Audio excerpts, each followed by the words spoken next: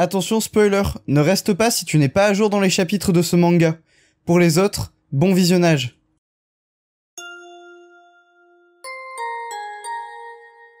Bonjour à tous, c'est Saliste et on se retrouve aujourd'hui pour la review du chapitre 393 de My Hero Academia. Et avant que ça commence, deux choses à dire. Premièrement, le chapitre fait 15 pages, donc déjà rien que ça c'est une bonne nouvelle puisque ça veut dire que l'auteur de My Hero Academia va un peu mieux. En plus, il n'a pas annoncé de pause pour la semaine prochaine, donc apparemment on va avoir plusieurs chapitres qui vont s'enchaîner, ce qui encore une fois est aussi une bonne chose.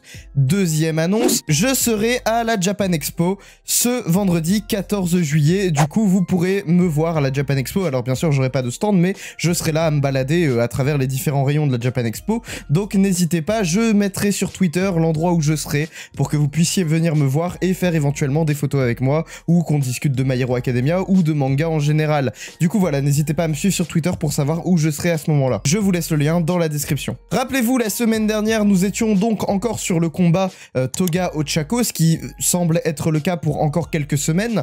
Et du coup, à la fin du dernier chapitre, du chapitre 392, Ochako s'était faite poignarder par Toga en plein milieu de la poitrine ou à la limite de l'estomac, mais en tout cas dans ce niveau-là. Himiko Toga qui refusait d'écouter ce que Ochako avait à lui dire et que c'était de toute façon trop tard et qu'elle était beaucoup trop énervée pour écouter Ochako. Et vous allez voir, ce chapitre 393, en plus de faire 15 pages, est extrêmement bien. Genre vraiment, il annonce énormément de choses hyper intéressantes et ça va être super pour le développement et de Ochako et de Toga. Mais bon, assez de teasing, passons au chapitre générique.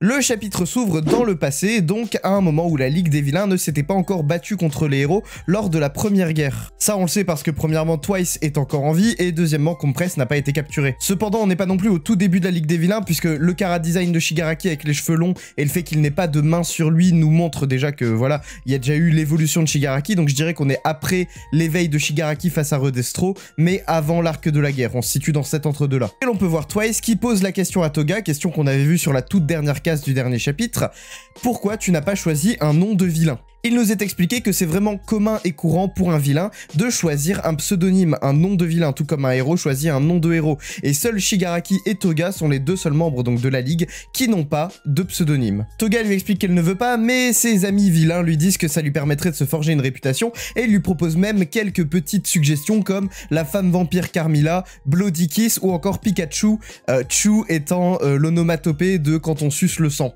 Dabi dit qu'il ne s'agit que de références datant d'avant l'existence des alters et que ça ne ferait que flatter les masses, et Compress lui dit que c'est un peu ironique puisque lui il s'appelle Dabi et Dabi en japonais ça veut dire crémation, donc c'est aussi une vieille ref, enfin c'est un mot qui existait bien avant l'ère des super vilains et des super héros. Shigaraki explique l'origine des noms de héros et des noms de vilains et il dit que dans le passé, donc on imagine à l'aube de cette humanité qui est pourvue d'alters, donc vraiment au tout début de l'existence des super héros et des super vilains, des super humains de manière générale, Shigaraki explique que c'était aux ennemis de donner un nom aux héros et aux vilains. En gros, les héros donnaient des surnoms aux vilains et les vilains donnaient des surnoms aux héros. Et c'est tout simplement parce qu'à l'époque, les vilains qui affrontaient les héros et vice versa ne savaient pas les vrais noms et prénoms des autres puisque c'est pas écrit sur eux tout simplement. Donc ils leur inventaient des pseudonymes qui allaient avec leurs alters. Et finalement, ça s'est instauré donc ces surnoms de héros et de vilains qui ont permis donc aux héros et aux vilains d'avoir une double identité, un peu comme les héros et les vilains de comics, là où la réalité a rattrapé la fiction puisqu'on le rappelle dans My Hero Academia, les comics, donc de super-héros, les comics américains, existaient déjà avant la création des alters. Puisqu'on l'avait vu, All for One et son frère Yoichi lisaient déjà des comics lors de leur enfance. Shigaraki dit qu'il trouve ça cool mais qu'il n'a pas besoin de ça et qu'il se fera une réputation avec son propre nom, et Toga dit que c'est pour ça qu'elle a rejoint la Ligue des Vilains, c'est pour ce genre de philosophie. On en revient au présent et on rattrape exactement la case où Toga avait poignardé Ochako. Cette fois-ci on la voit retirer son couteau du corps d'Ochako avec tout le sang qui gicle du corps d'Ochako directement, et elle dit à Ochako d'arrêter d'appliquer ses critères à Toga en mode Toga est malheureuse, il faut que je la sauve. C'est ça qu'elle dit en fait ici Toga. Toga elle a l'impression que Ochako part du principe que parce que Toga est une vilaine, elle est forcément malheureuse, et que donc c'est à Ochako de la sauver. Sauf que Toga n'a jamais demandé à ce qu'on la sauve, et c'est ce qu'elle reproche à Ochako. Elle reproche à Ochako d'appliquer ses propres critères de ce qu'est une bonne vie, ou du moins de ce qui doit être sauvé. Ochako crache énormément de sang, mais elle arrive à s'éloigner de Toga, donc en la poussant et en utilisant son alter pour essayer de flotter dans les airs et s'éloigner pour se mettre en sécurité, mais elle a définitivement été touchée. Apparemment, elle ne se sent pas particulièrement en danger après ce coup de poignard, mais on peut voir qu'elle est fortement affaiblie et elle crache carrément du sang par la bouche. Toga explique que si ce que Ochako essaye de faire ne fonctionne pas, si Ochako n'arrive pas à ramener Toga à la raison, alors la seule solution qui reste, c'est de la tuer comme ils ont tué Jin, comme ils ont tué Twice. Du coup, Toga explique que si c'est manichéen, et on en revient à ce que j'avais dit lors du dernier chapitre, je vous avais expliqué ce que c'était le manichéisme, donc en fait c'est soit c'est tout blanc, soit c'est tout noir, soit tu vis, soit tu meurs, soit tu gagnes, soit tu perds, et c'est exactement ce que Toga dit. Elle dit gagner ou perdre, vivre ou mourir, c'est un combat pour la survie. Ici, elle explique qu'il n'y a que 2 choix possibles, et qu'il n'y a pas d'autre choix qui peut se déterminer de ce combat contre Ochako. Ochako lui rétorque que c'est comme ça que la majorité des gens voient le monde, et c'est pas totalement faux, beaucoup de gens voient ce monde de manière très manichéenne, et d'ailleurs on s'arrête sur un détail qui n'est peut-être pas un détail, vous voyez les doigts d'Ochako sur cette page, on peut voir comme des espèces de mini éclairs ou filaments ou quelque chose qui se dégage de ces coussinets qui sont sur ses doigts. Et est-ce que ça annoncerait pas un éveil de l'alter de Ochako qu'on verrait peut-être par hasard, hein, je dis ça, je tease pas pour que vous restiez jusqu'à la fin de la vidéo et pour mon watch time, hein, mais peut-être qu'à la fin du chapitre, il y aura un éveil de l'alter de Ochako. Est-ce que ce serait pas énorme, la team? Toga utilise une technique qu'on ne l'avait pas encore vu vraiment utiliser. Enfin, on l'avait vu faire un truc qui ressemblait à ça au début de l'arc de cette guerre-là, quand elle a utilisé pour la première fois l'alter de Twice. Elle avait essayé de cloner Dabi, Shigaraki et tout. Et là, du coup, elle refait une variante de cette technique qu'elle appelle la Sadman's Legion, où ici, elle clone plusieurs personnes dont elle a récupéré le sang sur le champ de bataille. Donc, on peut voir par exemple Pixie Bob, Ochako ou Tsuyu. On voit également Kyoka. D'ailleurs, la vraie Tsuyu, la vraie Kyoka, la vraie Pixie Bob, eux sont submergés de clones de Twice. Hein. Ils essayent de s'en sortir, mais c'est hyper difficile pour eux, surtout que les intentions meurtrières de Toga renforcent encore plus cet alter, et on peut voir que c'est vraiment un raz-de-marée de clones de Twice. On a la journaliste dans l'hélicoptère qui nous parle même de la Quirk Doomsday Theory. Alors, traduit en français, ça donnerait la théorie de l'apocalypse des alters. En gros, c'est la théorie qui disait que, à force d'évoluer de génération en génération, les alters vont finir par devenir incontrôlables, tellement puissants qu'une personne va émerger avec un alter qui battra tous les autres alters et qui sera inarrêtable. Et ici, elle dit que c'est ça, la Quirk Doomsday Theory, qu'on voit ici donc sur le champ de bataille, et elle dit que c'est Toga qui est en train de créer la fin de l'humanité telle qu'on la connaît. D'ailleurs, ça nous fait arriver sur cette magnifique page où la journaliste, elle dit que c'est le jour J, c'est aujourd'hui que ça se passe, c'est aujourd'hui l'apocalypse des alters, et cette magnifique page nous permet de voir vraiment, donc on voit que c'est l'orage, qu'il y a des éclairs qui tombent, on voit un raz-de-marée de Twice comme on n'en a jamais vu jusqu'à maintenant en fait, et on voit Toga qui se démultiplie, qui crée d'autres clones de Twice,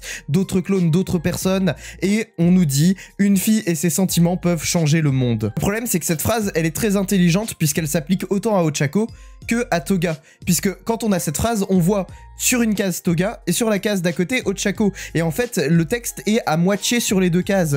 Du coup, on sait pas vraiment à qui il s'applique. Est-ce que c'est les sentiments de Toga qui vont changer le monde et les vilains vont gagner, ou est-ce que c'est les sentiments d'Ochako qui vont changer le monde et les héros vont gagner?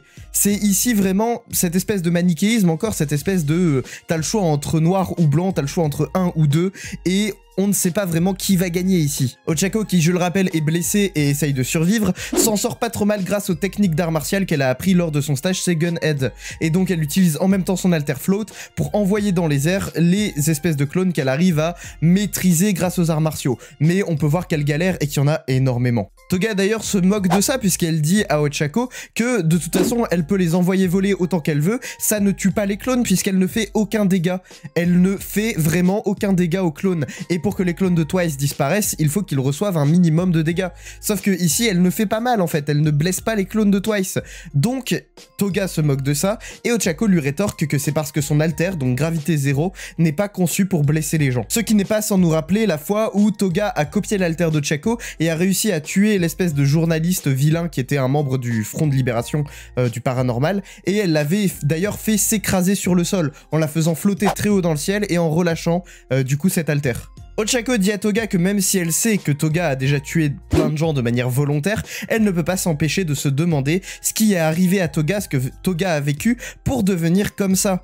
Et d'ailleurs, elle repense au flashback donc du jour où le monde a basculé, c'est-à-dire le jour où Shigaraki a relâché son alter de destruction quand il est sorti de sa cuve.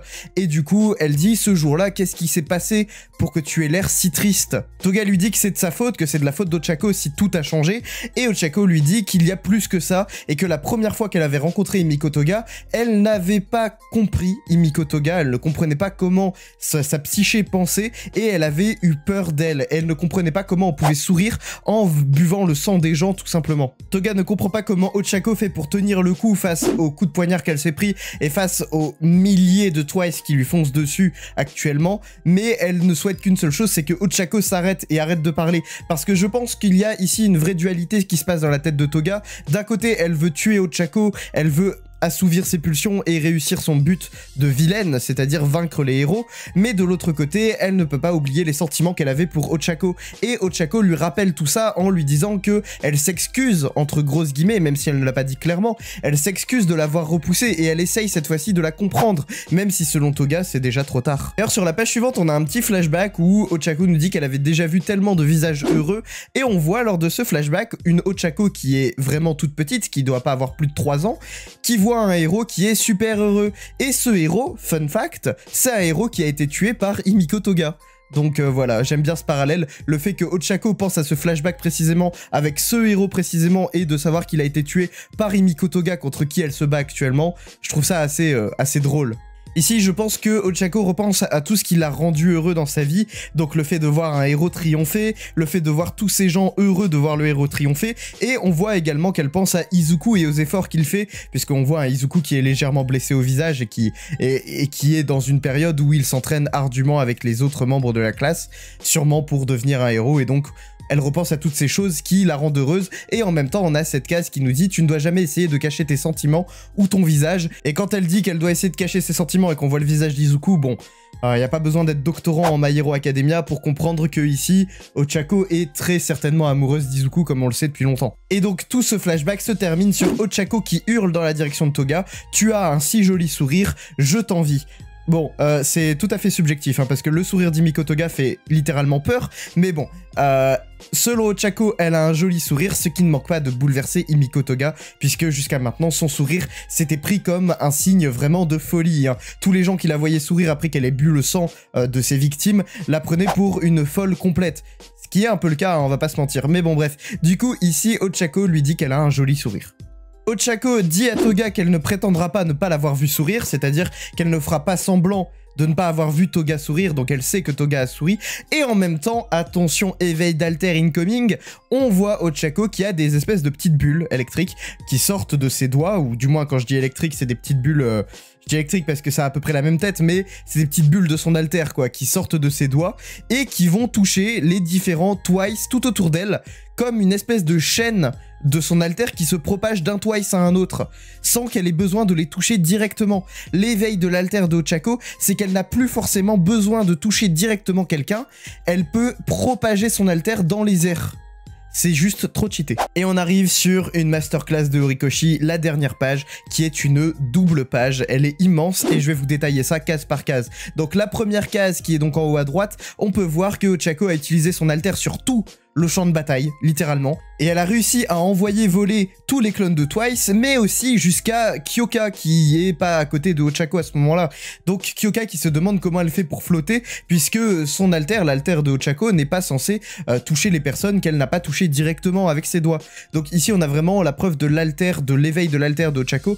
On peut voir qu'elle peut vraiment toucher n'importe qui sur le champ de bataille, comme une réaction en chaîne, en fait, directement. Du coup, pour revenir à cet éveil d'alter, je pense pas qu'elle puisse, au loin, s'il y a quelqu'un qui est loin d'elle, appliquer son alter comme ça. Pour moi, il faut que ça fonctionne comme une chaîne, il faut qu'il y ait plusieurs personnes, et elle peut appliquer son alter en touchant une personne, puis ensuite ça se propage à tous ceux qui sont derrière, sans forcément qu'ils se touchent directement, mais il faut qu'ils soient plus ou moins proches. Et ici, comme tout le champ de bataille est envahi de Twice, tout le monde est proche les uns des autres, et du coup elle peut toucher un peu tout le monde. Elle parle ensuite directement à Himiko, et Himiko d'ailleurs qu'on peut voir en train de pleurer, hein, vraiment, ça remet en question tout ce dont elle a pensé jusqu'à maintenant, et elle lui dit « Je ne peux pas prétendre que tu n'as pas commis de crime, et je ne les validerai pas, mais si tu as besoin ne serait-ce que de me parler un peu, je te donnerai mon sang pour le reste de ma vie, je veux qu'on parle de romance Himiko Toga ». Et donc là, elle dit littéralement à Himiko Toga qu'elle est prête à lui donner de son sang juste pour que Himiko puisse assouvir ses pulsions sans être une vilaine. Elle veut vraiment essayer de sauver Himiko Toga. Et on arrive sur la dernière case qui, je trouve, est magnifique. Elle est toute petite, elle est très simple, mais elle est magnifique. On peut voir Himiko Toga très jeune, qui doit être en maternelle, face à Ochako, très jeune, qui doit aussi être en maternelle. Et on voit Ochako tendre le bras vers Himiko qui est en pleurs et relever sa manche, comme un signe de lui dire « Vas-y, mords-moi le bras, bois mon sang, je te l'offre ». Genre, c'est vraiment magnifique. Quand on reprend la psyché des deux personnages, la construction du personnage de Himiko Toga, c'est vraiment beau de voir que Ochako offre littéralement à Himiko Toga une porte de sortie de cette déviance. Himiko Toga n'aurait plus besoin de tuer pour boire le sang ou de le faire de manière, non consentie en volant le sang de personnes comme ça dans la rue ou de camarades de classe. Là, elle a littéralement quelqu'un qui lui dit « Tiens, je te donne mon sang » pour que tu n'aies pas l'air d'être une folle aux yeux de la société.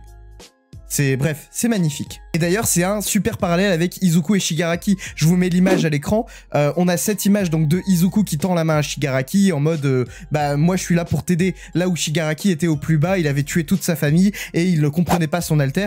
Et on avait ce Izuku qui était lui prêt à le sauver. Et on a ce parallèle entre Himiko et Ochako. Abonnez-vous, laissez un pouce bleu, activez la cloche, n'hésitez pas à me suivre sur tous mes réseaux, Twitter, Instagram, TikTok, tous les liens sont dans la description, c'était Saliste, et je vous dis à la prochaine pour une prochaine vidéo. Salut!